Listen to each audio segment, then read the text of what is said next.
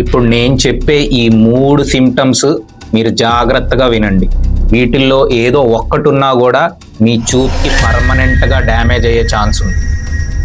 మొదటిది, మీకు సడన్గా కంటి చూపు బాగా తగ్గిపోయి అంతా మసగ్గా కనిపిస్తుంది అంటే మీ కంటిలో నరంకి డ్యామేజ్ అయి ఉండొచ్చు, లేదంటే మీ కంటికి స్ట్రోక్ వచ్చి ఉండొచ్చు, మీ కంటిలో బ్లీడింగ్ అయి ఉండొచ్చు. Every minute counts. మీరు వెంటనే ఒక ఐ హాస్పిటల్కి వెళ్ళి చూపించుకోవాలి. రెండోది, మీ కంటిలో విపరీతమైన నొప్పి వచ్చి, తలపోటు వచ్చి, వామిటింగ్ లాగా సెన్సేషన్ వచ్చింది అంటే మీ కంటిలో ప్రెషర్ బాగా పెరిగిపోయిందని. దీన్ని మనం గ్లకోమా అటాక్ అంటాము.